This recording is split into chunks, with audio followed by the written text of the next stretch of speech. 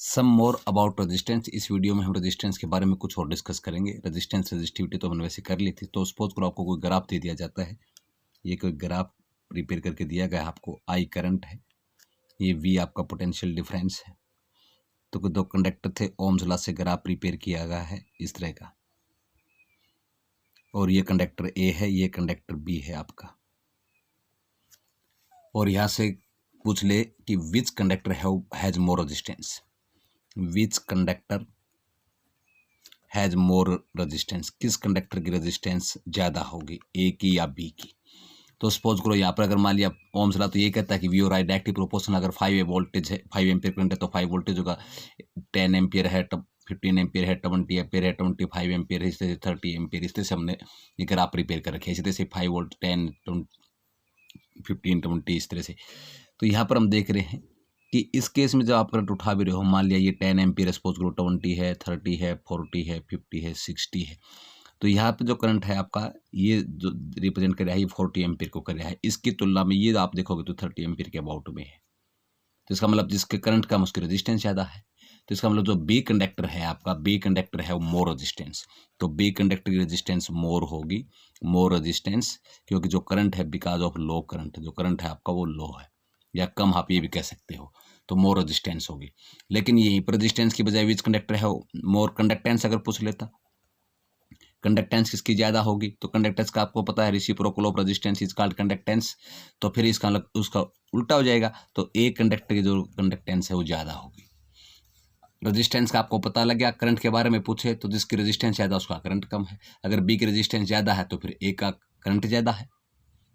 तो यहाँ से हम ये प्रिपेयर करते हैं। लेकिन अगर दोनों में पूछ ले कि रेजिस्टेंस का रेशियो क्या है, रेशियो ऑफ रेजिस्टेंस, ये सेकंड पार्ट में था। थर्ड पार्ट में पूछ ले अगर रेशियो ऑफ रेजिस्टेंस क्या है, इनकी रेजिस्टेंस का रेशियो क्या है, तो फिर ये एंगल जो दे रखे हैं इस एंगल के हिसाब से आप ट्राई कर लो। दो कंडक्टर है, एक की रेजिस्टेंस, एक कंडक्टर आर ए है, दूसरा कंडक्टर आर बी है।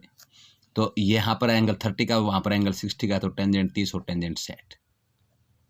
तो टेंजेंट 30 ऐसा है तो 1/√3, 1/√3, और ये होगा आपका √3 के बराबर, तो 1/3।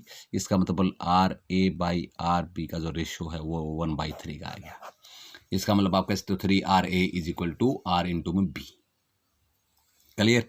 तो ये था आपका इनका रेशियो निकालना। अगर फिर आपने फैक्ट भी पढ़ा था आपने कि ये बताया गया था कि कंडक्टर की जो रेजिस्टेंस है वो डायरेक्टली प्रोपोर्शनल होती है टेम्परेचर के।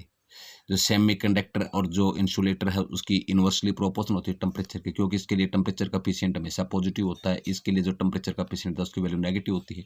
अगर आपने ग्राफ प्रिपेयर करना पड़ जाए किसके साथ साथ, अगर कंडक्टर का टेम्परेचर के साथ, यानी ग्राफ आपने प्लॉट करना है between the resistance of conductor and temperature, resistance of conductor and temperature. अगर टेम्परेचर इंक्रीज हो रहा हो तो कंडक्टर की रेजिस्टेंस इंक्रीज होगी।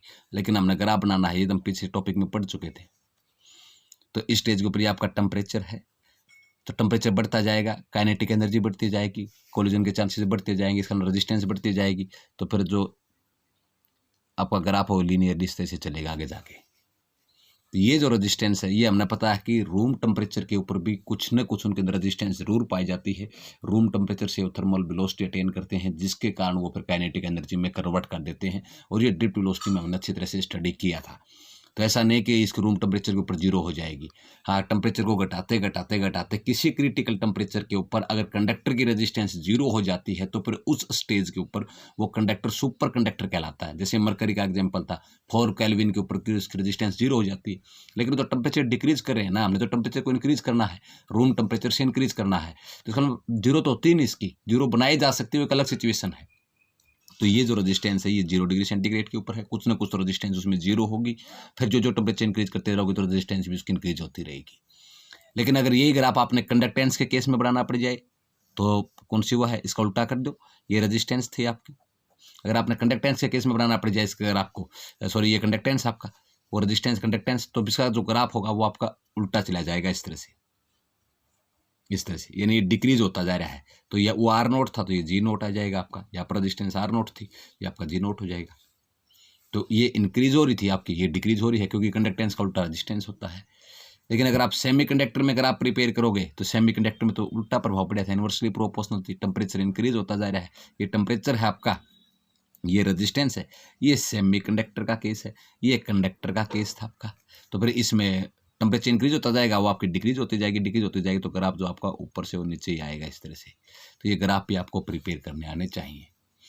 वैसे तो हमने इस तरह के क्वेश्चन पढ़ लिए थे कि अगर मान लिया किसी कंडक्टर की लेंथ को डबल कर दें तो रेजिस्टेंस कितनी होगी। आपके पास दो रिलेशन थे कि R equal to rho into L by A लगा लो। इसको आप लगाओगे, अगर कंडक्टर की लेंथ को डबल कर दिया तो नेचुरली बात है एरिया उसका हाफ हो जाएगा। इस तरह से इसको आप सोल्व करोगे तो नई जो रेजिस्टेंस थी वो 4 टाइम्स ज़्यादा आ जाएगी गिवन रेजिस्टेंस के।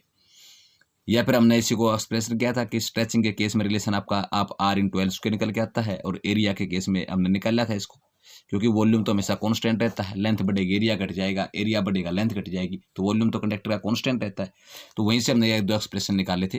चाहे आप इसको इस तरह से करो, चाहे डायरेक्ट बोल दिया कंडक्टर की लेंथ को डबल कर दिया तो रेजिस्टेंस कितनी होगी, डबल का स्क्वायर करोगे तो भी 4 ही होगी। इसी तरह से एरिया के केस में है यहाँ पर लोकली बताया जाता है कि जिस रेशियो में लेंथ इंक्रीज होगी उसी रेशियो में उसका जो एरिया है वो आपका डिक्रीज होता रहेगा। वो तो हम स्टडी कर चुके थे। लेकिन अगर कई बार पूछ ले, अगर किसी कोई लेंथ कोई वायर है उसकी जो लेंथ है वो इंक्रीज करी जाती है 20%, increase of length, increasing length होते हैं, इंक्रीज हो रही है लेंथ वो भी 20%, किसी कंडक्टर की लेंथ को 20% इंक्रीज कर दिया तो उसकी पे रजिस्टेंस में कितना चेंज होगा, आपने ये निकालना है, चेंज इन रजिस्टेंस। इस तरह से अगर परसेंटेज में पूछ ले तो भी कोई दिक्कत नहीं। हमें तो पता कि R डायरेक्टली प्रोपोर्शनल है L स्क्वायर के। तो इसी तरह से आप दो सिचुएशन ले सकते हो, R2 बटे में RL बराबर L2 बटे में L1 का स्क्वायर, क्योंकि R L का स्क्वायर का है। ये रिलेशन निकाल के आए हैं, आप पिछली वीडियोज में जाके देख सकते हो। तो L2 बाई L1 का स्क्वायर। तो अब वो 20% इंक्रीज हो रही है, तो सपोज करो पहले कितनी थी, वो L थी, अब वो 20% इंक्रीज होगी। 20% इंक्रीज होगी यानी तो पहले अगर L1 आपकी L के बराबर थी, तो अब जो न्यू लेंथ है L2 आपकी वो 20% इंक्रीज होगी। इसका मतलब 120 बाई 100 इंटू गिवन लेंथ। अगर 20% डिक्रीज होती तो फिर इसको लेस कर देते हैं 80 बाई 100 इंटू में गिवन लेंथ, और वो आपकी L है। तो ये आ जाएगा, जिसको आकार 265। तो L जो 2 है, न्यू जो लेंथ है वो ओरिजिनल लेंथ की 6/5 रह जाती है। L2 बराबर 6/5 L1। लेकिन हमें तो रेजिस्टेंस का रेशियो निकालना था नहीं, कितना इफेक्ट पड़ेगा। तो इसका मतलब ये वेव्स का स्क्वायर ले लो, तो R2 बाई R1 बराबर है 6/5 L बाई L का स्क्वायर। ये आपस में कैंसिल हो जाएंगे। तो यहाँ पर देख लो 36/25, क्लियर। इसका स्क्वायर कर दिया, फिर इसका भी स्क्वायर कर दिया, गुना में 100 परसेंटेज के लिए 25 चौका 100, तो 144 इतनी फिलहाल है उसकी रेजिस्टेंस। लेकिन इसने पूछा है उसकी रेजिस्टेंस चेंज कितनी हुई, उसने नहीं पूछा फिलहाल टोटल कितनी है, चेंज कितनी हुई। तो चेंज यानी डेल्टा आर भी जिसको बोल सकते हो। और तो चेंज कितनी हुई, ओरिजिनल कितनी थी उसकी, फिलहाल कितनी उसकी 144, ओरिजिनल कितनी मानी गई 100 डिग्री, क्योंकि परसेंटेज के ऊपर है। तो 144 माइनस के बराबर 44%। तो उसकी इंक्रीज, अगर किसी कंडक्टर की लेंथ को 20% इंक्रीज कर रहे हो तो उसकी जो रेजिस्टेंस है वो 44% जो है आपकी वो इंक्रीज हो जाएगी, क्योंकि लेंथ डायरेक्टली प्रोपोर्शनल भी है तो इंक्रीज हो जाएगी।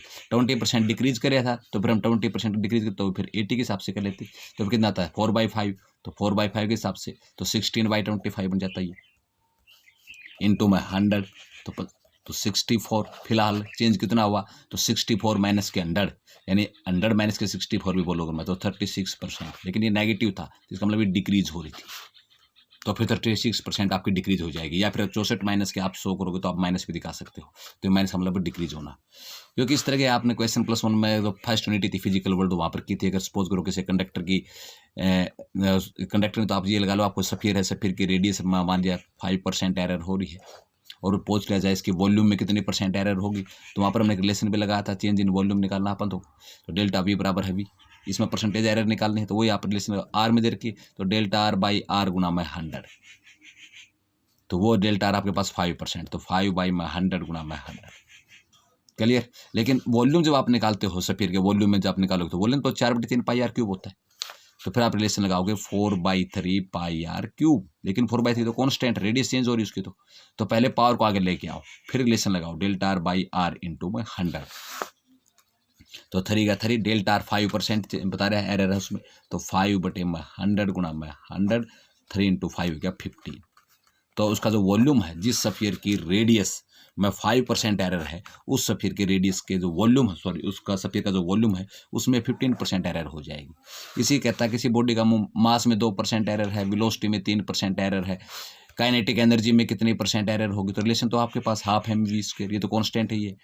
तो एम को तो आप delta M by M into में 100 प्लस के, जो कि टोटल निकालनी है, पावर आगे आती है, तो 2 इंटू में delta V by V into 100। तो डेल्टा एम मास में कितने परसेंट एरर है, 2, तो 2/100 इंटू 100 प्लस के 2 पावर का गया है वह है डेल्टा वी, वेलोसिटी में कितना है 3, तो 3 इंटू में डेल्टा वी बाई 100/100, तो ये कट गया, तो 2 प्लस के 3 इंटू 2 6, तो 8% आ जाएगी। तो उसकी काइनेटिक एनर्जी में 8% एरर हो जाएगी, जिसकी मास में 2% एरर है, वेलोसिटी में 3% है। और यहीं से अगर आपने मोमेंटम में एरर निकालनी होती, क्योंकि फॉर्मूला तो मोमेंटम में भी तो मास इंटू वेलोसिटी आती है, काइनेटिक एनर्जी में भी एम इंटू वी आया हुआ था मान लीजिए, तो मास में तो फिर आप डायरेक्ट लगाओगे यहाँ पर डेल्टा एम बटे में एम, डेल्टा एम कितना है 2 प्लस के डेल्टा वी वो कितना आपके पास 3, तो फिर आ जाएगी 5%, क्योंकि मोमेंटम में यहाँ पर पावर नहीं आई। अगर पावर होती तो फिर उसको आगे लेके आके मल्टीप्लाई कराते। तो इसी तरह से अगर किसी कंडक्टर की लेंथ इंक्रीज और डिक्रीज हो रही हो, तो आप अगर एरिया भी इंक्रीज और डिक्रीज हो रहा हो, तो फिर क्या दिक्कत थी कि आर इनवर्सली प्रोपोर्शनल है, तो फिर ये L1 बटे L2 में चला जाता, इनवर्सली प्रोपोर्शनल हो जाता। तो इस तरह से अगर आपने रेजिस्टेंस की कंपेयरिंग करनी हो या ग्राफ प्रिपेयर करना हो, तो वो भी आपको आना चाहिए।